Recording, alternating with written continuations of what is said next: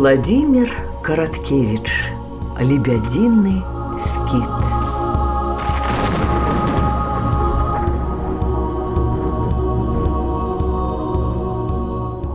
Падняўся стогн і плач. Маці выштурхоўвалі наперад дзяцей.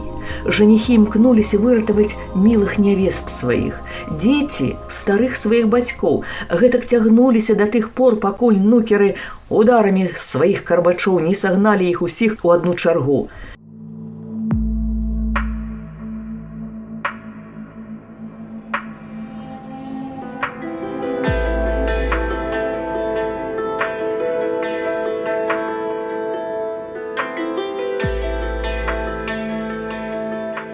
Маса людская тронулася і папаўзла наперад пад лясканне бізуноў адной вялізнай змяёй.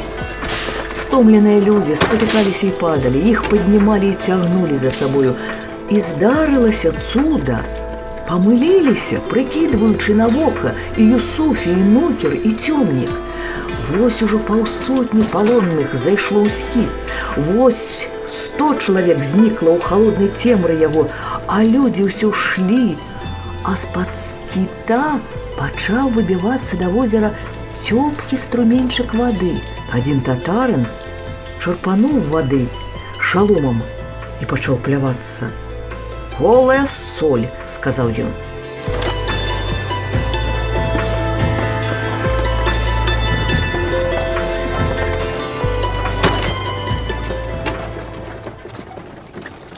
Хан пачынаў гневацца, паток людскі ўсё плыў да плыў у расчыненыя дзверы скіта, і няма, здавалася яму, ані канца, ані краю. Вось прабрылі полацкія людзі. Людзі з Крычава, аршанскія паланянкі і паланянкі з берагоў Адрова. Вось пацягнуліся палонныя з Мінеска і Новгарадка і Задзвінінскай зямлі. Нёманскія рыбары і пінскія лучнікі і ваўкавыскія бортнікі, якіх скруцілі іхнімі ўласнымі лезевамі. Юсуфі пасміхаўся блажэннаю ухмылкаю і мармытаў. Так, калі чалавек моцна захоча, ён зробіць нават немагчымае. Так і гэты дзед. Хай пашле яму Аллах лёгкую смерць.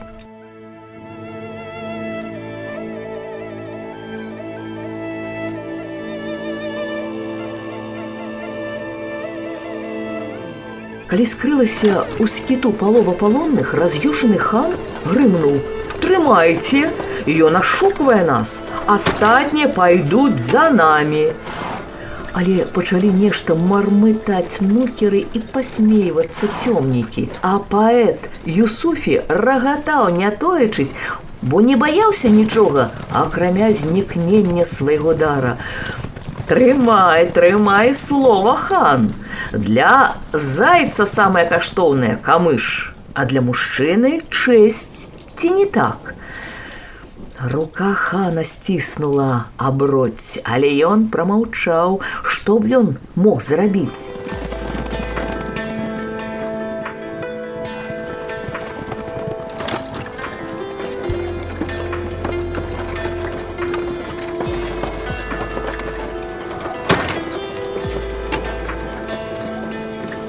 А людзі цягнуліся ў расчыненыя дзверы скіта і знікалі там, а на небе праяснялася, і знікалі хмары, і праз палы пачала прабівацца зялёная маладая трава, а дрэвы зашумелі новым лісцём. «Хан, там унутры амаль пуста», – сказаў нейкі з яго асяроддзя. «А дзе старац?» Ён стаіць на каленях і плача. «Ну, добра», – сказаў упаўшым голасам хан, – «хай заходзяць далей». Здзіўленыя стаялі захопнікі, і зброя выпала з іх рук, а ў сэрцах людзей няшчасных і закатаваных нарадзілася надзея. Ляцелі над азёрамі дзікія лебедзі, і сумная, загадачная зямля адказвала іх крыку ціхім звонам сетнягу. Вось і апошнія людзі зніклі, і адна варта засталася знадворку. Шалёна ўляцелі яны ў прытвор, падбеглі, схапілі за рукі ляжачую постаць. «Собака!» – прорычаў Батухан. «Ты памрэш ганебнай смерцю!» «Дарма!» – адказаў з пагардаю старац. «Што мне зараз забіццё і акрутнае на смерць змардаванне? Большай пакуты і большага шчасця, чым зараз, не будзе». «Што ты зрабіў з імі?» – спытаў нейкі воін. «Паглядзіце!» І яны пабачылі апошніх юнака з дзяўчынкай, які глядзелі адзін аднаму ў вочы, а потым раптам ператварыліся ў белых лебядзей і вылецелі ў акно з кіта.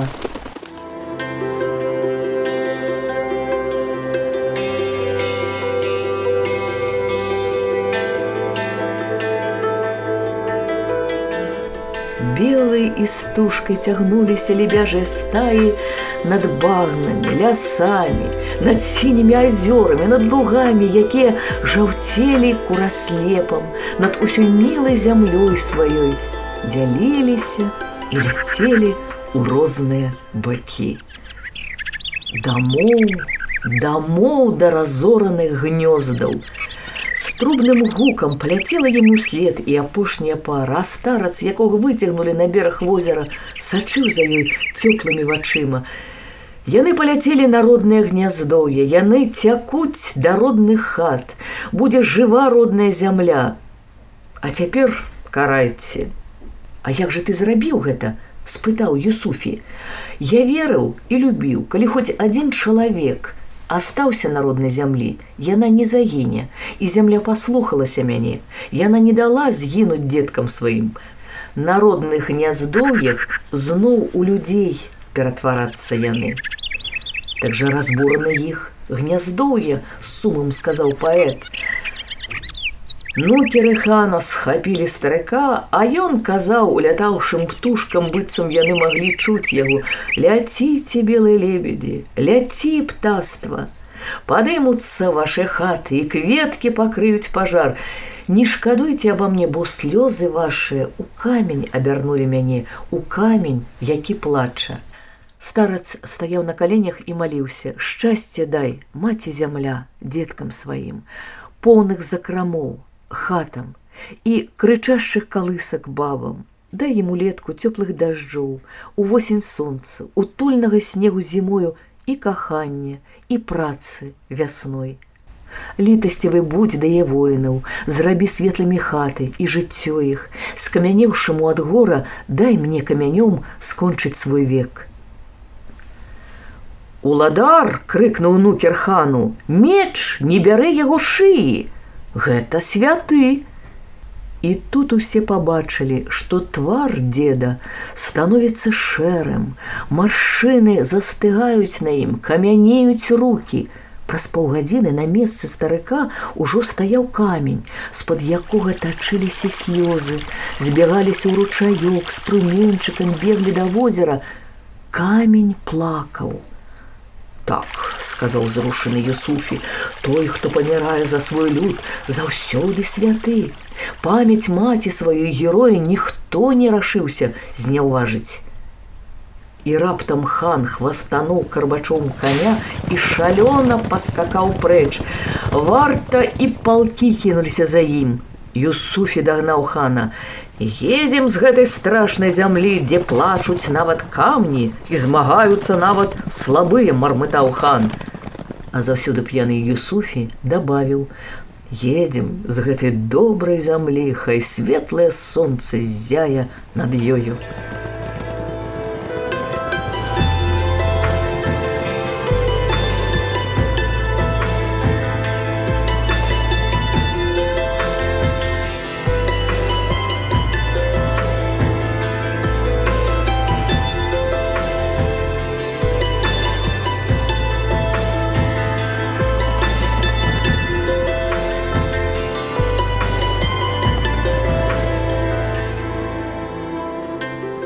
Калі на бугры яны павярнуліся назад, камень ляжаў нерухомы, точачы бясконцыя слёзы, а над каменем, над возерам, над пушчаю без упынку кружлялі белыя лебедзі.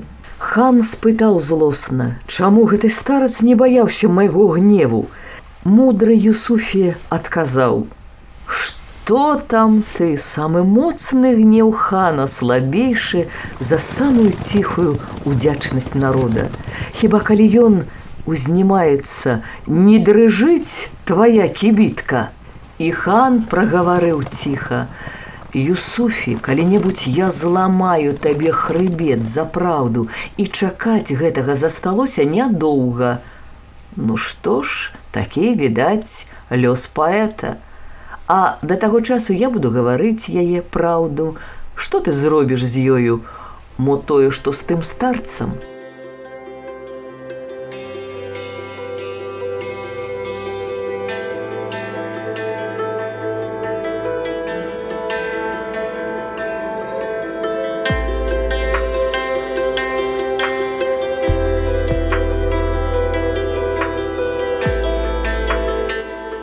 Яны пакідалі балотную зямлю, а за імі быццам вішні асыпалі лугі белым пухам сваіх кветак. Прызыўна трубілі лебедзі, кружлялі, падалі на ваду, і ў крыках іх гучала радасць. Камень тачыў слёзы. Кажуць, з таго часу Белая Русь і празываецца белай. Ад лебядзінага апярэння стала белая вопратка у яе людзей. А кажуць і другое, быццам таму яна белая, што пад татарамі не пабывала. Можа і так, неважліва ўсё гэта. А калі мне веры не даеце, адшукайце самі ля Галошаўскага возера мясцовасць Лебядзіны скіт. Мо, тады самі упэўніцеся, як калісьці мой дзед, слоў якога я і апавядаю вам гэта. Трубяць лебедзі на балотах.